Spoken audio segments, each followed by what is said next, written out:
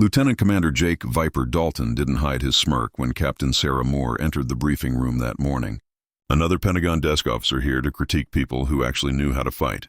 What he didn't know was that the woman with wire-rimmed glasses had more combat kills than their entire air wing combined. And in exactly 12 minutes, when 5 enemy fighters appeared on radar, she'd climb into a cockpit and remind everyone that the most dangerous pilots are the ones you never see coming. The USS Theodore Roosevelt cut through the South China Sea under clear skies. In the squadron ready room, Captain Sarah Moore sat in the back corner with her ever-present notebook, watching 16 fighter pilots receive their morning briefing from Commander Shotgun Martinez. "Standard intercept drill," Shotgun said, pointing at the tactical display. 4-ship flight, Angels 20, will have red air coming at them from the northwest. Questions? Lieutenant Commander Jake Dalton raised his hand. "Sir, will our observer be critiquing us in real time, or will she wait until we've landed to tell us everything we did wrong?" Scattered chuckles ran through the room. Sarah's pen never stopped writing. She'd been on the carrier for 3 weeks, and the routine was always the same. Subtle mockery disguised as questions.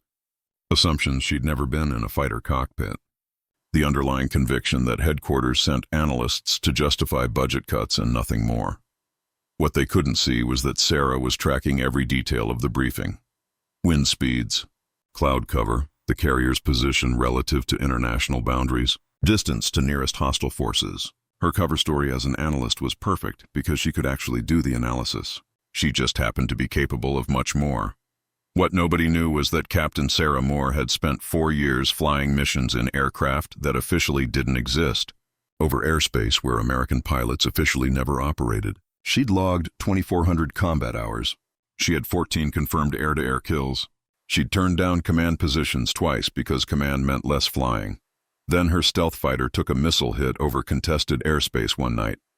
She ejected, evaded enemy patrols for 12 hours before being recovered, and woke up in a military hospital being told her flying days were over. Inner ear damage, the doctor said. Too great a risk of spatial disorientation. 8 months of watching others fly while she carried a clipboard and pretended to be something she wasn't. But today felt different. Sarah couldn't explain it. Just a creeping feeling between her shoulder blades.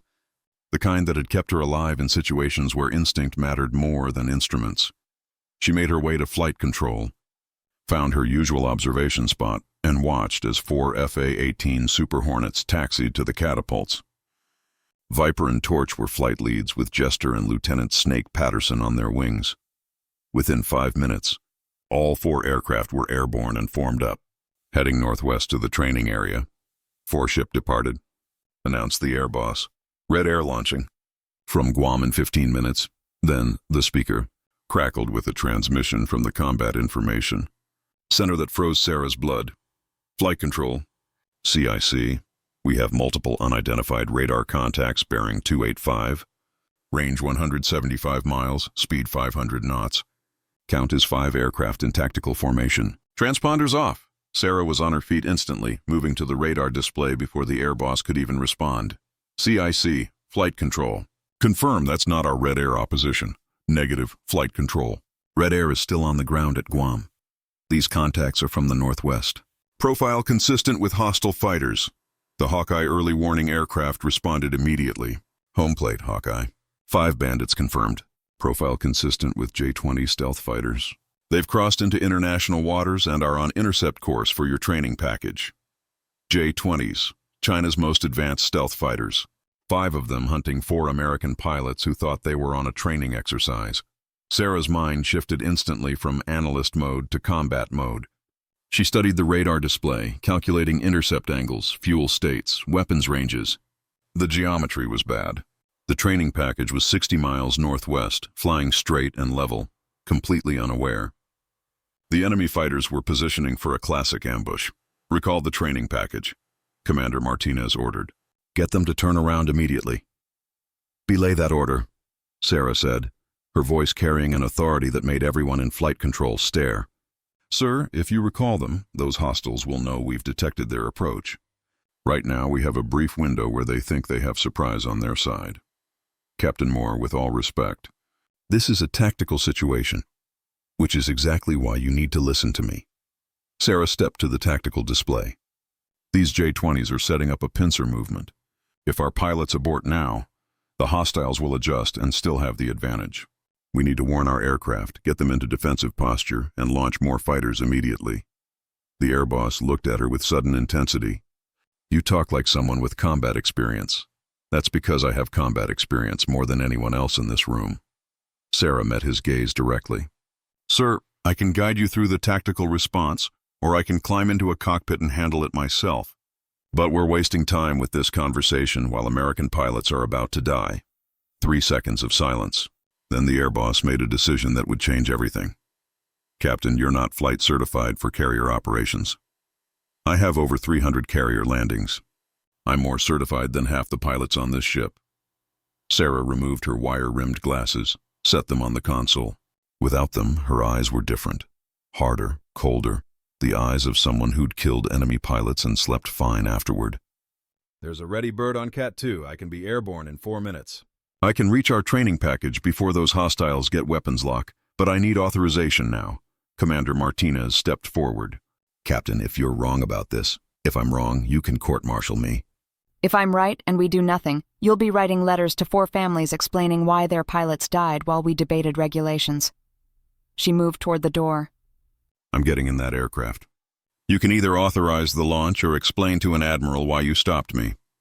She was through the door before anyone could respond, sprinting through the carrier's corridors to the ready room where her real flight gear had been locked in a personal locker for 8 months. Behind her, she heard the air boss on the radio. Cat 2, flight control. Prepare the ready bird for immediate launch. Pilot inbound. Sarah's boots hit the flight deck at full sprint. The Super Hornet sat on the catapult, engines already spooling up. She climbed the ladder, strapped in with muscle memory that went deeper than conscious thought. 8 months of forced inactivity evaporated in an instant. Combat checks complete, she called.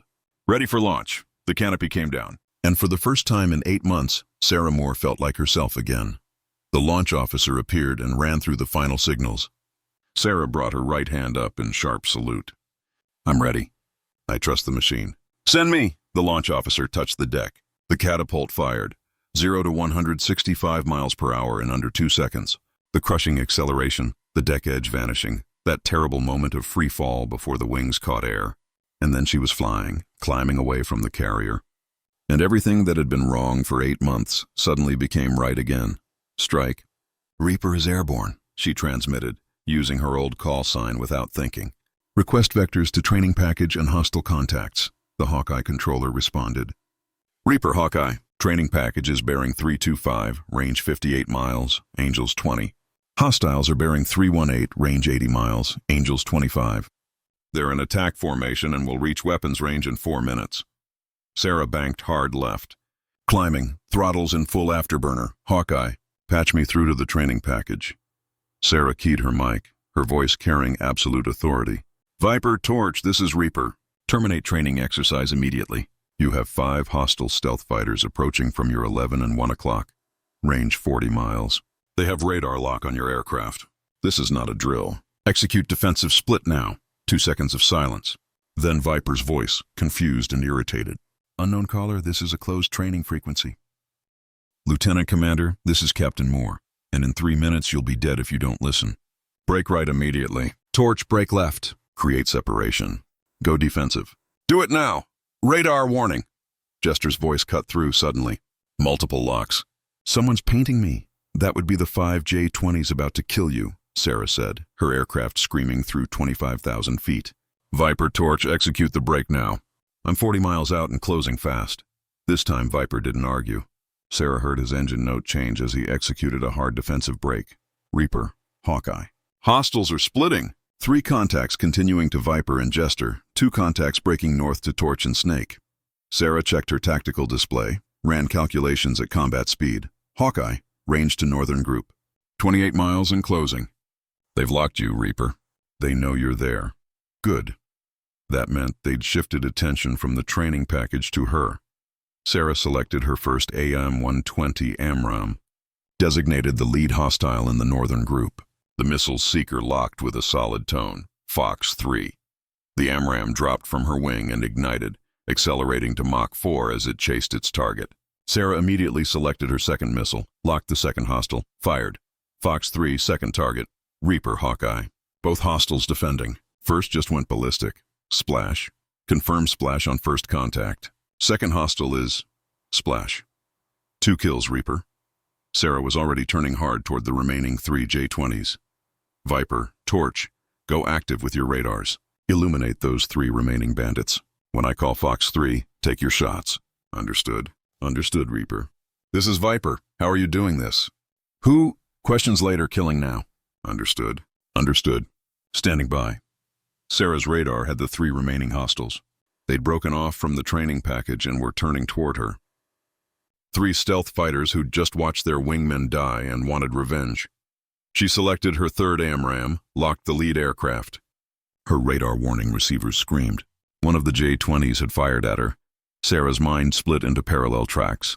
Offense, defense, tactical big picture. The incoming missile was a PL-15 long-range, fully capable of killing her. She could go defensive, focus on survival, give up the initiative. Or she could do what she'd done 19 times before in similar situations. Trust her aircraft and continue the attack. She locked her third AMRAAM on the hostile who'd fired at her and squeezed the trigger. Fox 3. Then into the radio. Viper, Torch, fire now on the remaining 2 targets. Fox 3. Viper, Fox 3, Torch. 4 American missiles in the air. 1 Chinese missile inbound on Sarah. The geometry got complicated. Sarah deployed chaff and flares, executed a high-speed barrel roll that pressed her into the seat. The incoming missile went for the chaff, detonated 400 meters behind her. Sarah rolled level, checked her display. Viper's missile had hit a hostile. Torches was tracking the second. Break left, Snake, Sarah called suddenly. 5th hostile is on your 6. The last J-20 had used the chaos to get behind Snake's aircraft. Sarah could see it on her display, could see the geometry developing, could see exactly how this would end if she didn't act. She selected her last AMRAAM, but Snake and the hostile were too close. She couldn't fire without risk of friendly fire. That left her 2 sidewinders and a problem that required getting much closer. Sarah shoved her throttles full forward and turned hard into the fight, pulling Gs that tunneled her vision. She closed the distance at supersonic speed. Snake, on my command, brake as hard as you can to the left. Trust me, I can't see. 3, 2, 1, brake now. Snake's aircraft snapped into a hard left turn. The J-20 followed, its pilot focused on getting the kill, didn't see Sarah coming from above and behind. Fatal mistake. Sarah selected her sidewinder, got the growling tone of the heat seeker as it locked the J-20's engines, and fired from less than 3 miles.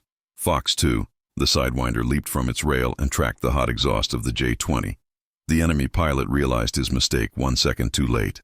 Sarah saw him try to maneuver, saw flares deploy, but the sidewinder detonated, tearing apart the J-20's tail section. Splash 5. Hawkeye called. Reaper, confirm 5 hostiles splashed. Fight's clear. 5 kills in less than 12 minutes. Sarah let out a breath she hadn't known she was holding. All aircraft, this is Reaper. Form up on me for return to carrier. Lieutenant Commander Jake Dalton had spent the morning mocking the analyst from headquarters. He just learned exactly who that analyst really was. And the lesson had been delivered at Mach 1.5 with live weapons.